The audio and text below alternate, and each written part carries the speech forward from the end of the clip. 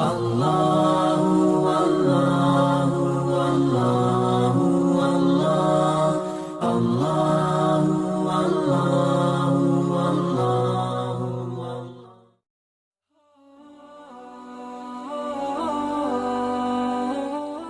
Assalamualaikum warahmatullahi wabarakatuh. Selamat datang wahai muhajir yang berkendaraan. Demikian diantara sambutan Nabi Shallallahu Alaihi Wasallam kepada Ikrimah. Ikrimah adalah seorang lelaki muda berusia 30-an. Dia berada dari keturunan terhormat kaum Quraisy, paling banyak hartanya dan paling mulia keturunannya. Sepantasnya Ikrimah memeluk Islam sebagaimana orang-orang yang sepadan dengannya, seperti Sa'ad bin Abi Waqqas, Mus'ab bin Umar, dan lain-lain sebagainya. Kalau saja itu semua bukan karena ayahnya. Lantas siapa gerangan ayahnya? Seorang yang zalim dan sewenang-wenang di Mekah, pemimpin penyembahan berhala yang pertama dan otak dari tindakan-tindakan kriminal. Dialah Abu Jahal. Cukup dengan nama itu. Dialah ayahanda Ikrimah bin Abu Jahal al-Makhzumi, seorang pahlawan kaum Quraisy yang terkemuka. Ikrimah bin Abu Jahal mendapati dirinya memusuhi Rasulullah terdorong oleh kepemimpinan ayahnya. Ketika ayahnya memimpin kaum musyrikin di perang Badar, dia bersumpah atas nama Lata dan Uzza, atau berhala-berhala sesembahannya, untuk tidak kembali ke Mekah, kecuali setelah mengalahkan Nabi Muhammad SAW. Di Badar dia tinggal 3 hari, menyembelih unta, minum khamar, dan menyelenggarakan pesta dengan membawa penyanyi dan pemain musik. Dalam perang itu Ikrimah bertindak sebagai tangan kanan ayahnya yang dapat diandalkan. Namun sayang, Lata dan Uzza rupanya tidak memenuhi doa Abu Jahal, karena berhala itu memang tak bisa mendengar dan tak bisa pula menolongnya, karena mereka tak punya kekuatan apa-apa. Abu Jahal sendiri mati di medan perang di depan mata putranya. Ikrimah sendiri menyaksikan bagaimana tombak-tombak kaum muslimin mencabik-cabik tubuh ayahnya. Kembali Ikrimah ke Mekah. Dia meninggalkan jasad ayahnya yang terkapar di Badar. Kekalahan telah melumpuhkan tekadnya untuk mengambil jasad ayahnya dan membawanya pulang. Sejak hari itu muncul pikiran lain dalam benak Ikrimah bin Abu Jahal.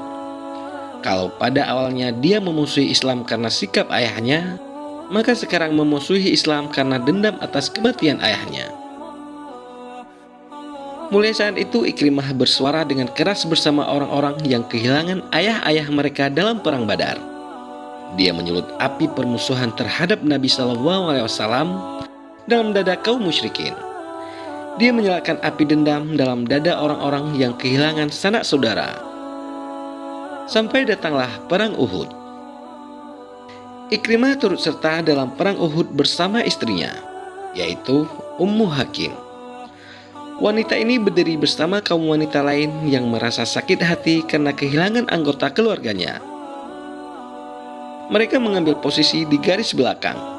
Mereka menabuh genderang perang untuk memberi semangat kepada tentara Quraisy. Dalam perang Khandak, kaum musyrikin mengepung kota Madinah.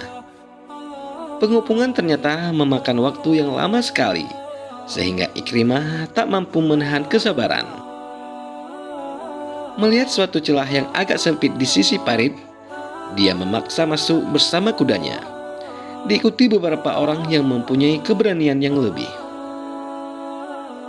Di antara kelompok pemberani ini, yang terpaksa menjadi korban adalah Amru bin Abduwud al-Amiri. Sedangkan Ikrimah selamat karena dia berhasil melarikan diri. Di hari Fathu Mekah atau penaklukan Mekah, orang-orang Quraisy merasa tak mampu lagi menghadapi Muhammad dan para sahabatnya. Oleh sebab itu, mereka memutuskan akan membukakan jalan bagi kaum muslimin untuk memasuki Mekah.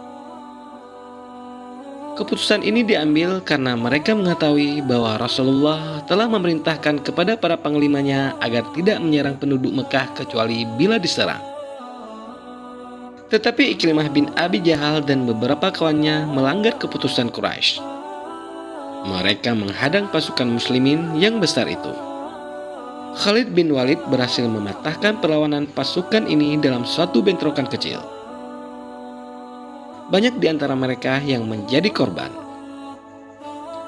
Pada kesempatan ini, lagi-lagi Ikrimah berhasil meloloskan diri. Sesudah itu Ikrimah merasa bingung dan menyesal sekali. Mekah tak lagi memberinya tempat untuk bergerak. Setelah penduduknya menyerah kepada kaum muslimin, Rasulullah memberikan ampunan kepada orang-orang Quraisy yang pernah memeranginya. Tetapi ada beberapa orang yang dikecualikan dan boleh dibunuh walaupun berlindung di bawah tirai Ka'bah. Nama-nama mereka disebutkan dengan jelas, di antaranya Ikrimah bin Abi Jahal. Itu sebabnya dia melarikan diri secara sembunyi-sembunyi. Dia keluar menuju Yaman, tak ada tempat lain yang dipikirkan dia. Pada waktu yang sama, Ummu Hakim, istri Ikrimah, bersama-sama wanita lainnya pergi ke tempat Rasulullah untuk memberikan baiatnya. Di rumah Nabi Shallallahu Alaihi Wasallam waktu itu ada dua istri beliau, putri beliau Fatimah serta wanita-wanita Bani Abdul Muthalib. Ummu Hakim istri Ikrimah bin Abi Jahal menyatakan keislamannya kemudian berkata, "Ya Rasulullah, Ikrimah telah melarikan diri ke Yaman karena takut Anda membunuhnya. Sekarang saya mohon Anda sudi menjamin keselamatannya. Semoga Allah melindungi Anda." Kemudian Rasulullah menjawab, dia terjamin jiwanya. Mendengar jaminan Rasulullah, Ummu Hakim lalu pergi mencari suaminya. Sampai akhirnya ia bertemu dengan suaminya di pantai Tihamah. Saat itu, Ikrimah sedang tawar-menawar dengan seorang pelaut muslimin untuk mengantarkannya ke Yaman. Pelaut itu berkata, "Nyatakanlah ketulusan hatimu." Ikrimah bertanya, bagaimana menyatakannya? Kata pelaut tersebut, "Hendaknya engkau mengucap dua kalimat syahadat. Asyhadu an la ilaha illallah wa asyhadu anna Muhammadar Rasulullah." "Justru kalimat itulah yang membuatku lari," kata Ikrimah keberatan. Situasi mulai memanas ketika Ummu Hakim datang dan berusaha menjernihkan suasana. Katanya, "Wahai putra pamanku, aku datang dari seseorang yang utama dan sebaik-baik manusia. Aku datang dari Muhammad bin Abdullah dan kumohonkan jaminan keamanan atas dirimu kepada beliau. Kuharap jangan kau celakakan dirimu sendiri." Ikrimah bertanya tak percaya, "Engkau sendiri yang bicara dengannya?" "Ya," jawab Ummu Hakim meyakinkan. "Aku sendiri yang bicara dan beliau telah menjamin keselamatanmu." Ummu Hakim terus merayu suaminya dan berusaha menenteramkan hatinya. Setelah tenang, Ikrimah pun bersedia kembali bersama istrinya. Ketika Ikrimah dan Ummu Hakim tiba di dekat Mekah, Rasulullah berkata kepada para sahabatnya, "Akan datang Ikrimah bin Abi Jahal sebagai seorang mukmin dan muhajir. Jangan mencaci orang yang sudah mati, ya kemudian melukai hati orang yang masih hidup. Dan cacian itu tidak akan pernah sampai kepada yang sudah mati itu." Tak lama kemudian, Ikrimah dan istrinya tiba di tempat Rasulullah yang sedang duduk bersama para sahabat. Rasulullah langsung melompat menyambut dengan gembira. Setelah Rasulullah duduk kembali, Ikrimah berdiri di hadapannya seraya berkata, "Wahai Muhammad, Ummu Hakim memberitahukan bahwa Anda telah menjamin keselamatanku." Kemudian Rasulullah menjawab, "Dia benar dan engkau terjamin." Ikrimah bertanya lagi, "Apa sebenarnya yang Anda serukan?" Jawab Nabi, "Aku menyeru agar engkau mau mengucapkan kalimat syahadat, yaitu pernyataan bahwa tiada Tuhan kecuali Allah dan aku adalah hamba dan rasulnya. Kemudian melaksanakan salat 5 waktu, membayar zakat, dan lain sebagainya. Kata Ikrimah, demi Allah, Anda tidak mengajak kecuali kepada kebenaran dan tidak menyeru kecuali kebaikan semata. Dahulu sebelum mengajak kami ke dalam agama kebenaran ini pun, Anda adalah seorang yang paling jujur tutur katanya dan paling baik budi di antara kami. Kemudian Ikrimah mengulurkan tangannya. Saya bersaksi bahwa tidak ada Tuhan kecuali Allah, dan saya bersaksi bahwa Anda adalah hamba dan rasulnya. Ia melanjutkan, ya Rasulullah, ajarkan aku sebaik-baik perkataan. Rasulullah bersabda, katakanlah, aku bersaksi tiada Tuhan kecuali Allah, dan Muhammad adalah hamba dan utusannya. Kemudian apa selanjutnya? Tanya Ikrimah. Ku minta kesaksian Allah dan hadirin di sini bahwa aku ini seorang muslim yang berjihad dan berhijrah. Ikrimah mengulangi kata-kata Rasulullah tersebut. Sesudah itu Rasulullah berkata lagi, pada hari ini tidak ada satupun permintaanmu kecuali akan kuberikan.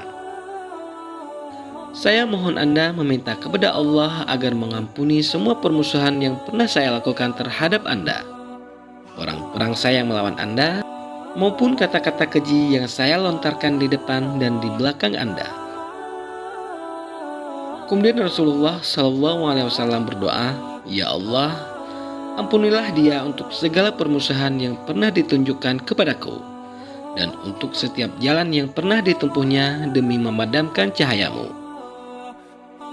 Sejak hari itu telah bergabung ke dalam kelompok dakwah seorang pahlawan yang perkasa di medan perang, seorang yang tekun beribadah, salat di siang dan malam hari, dan seorang yang rajin membaca Al-Quran di masjid-masjid yang dia datangi.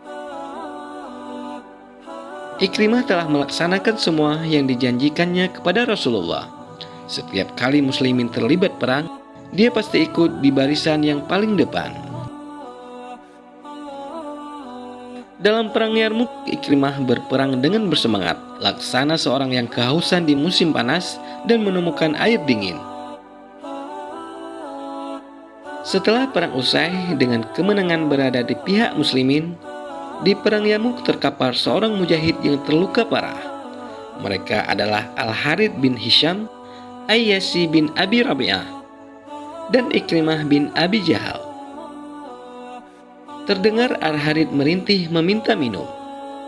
Ketika air dibawa kepadanya, dia menangkap pandangan mata Ikrimah sehingga berkata, bawa air ini kepadanya. Air beralih kepada Ikrimah. Ketika putra Abu Jahal itu hendak meneguknya, dilihatnya Ayyasi memandanginya begitu rupa sehingga dia berkata, berikan air ini kepadanya. Air itu beralih lagi kepada Ayyasi, tetapi mujahid ini keburu syahid.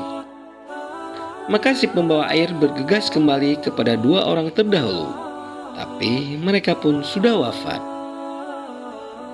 Semoga Allah ridha kepada mereka dan memberi mereka dari telaga Al-Kautsar minuman yang melenyapkan dahaga selama-lamanya. Semoga mereka dikaruniai taman surga Firdaus dan menikmati kehidupan di dalamnya untuk sepanjang masa. Wallahu a'lam. Assalamualaikum warahmatullahi wabarakatuh.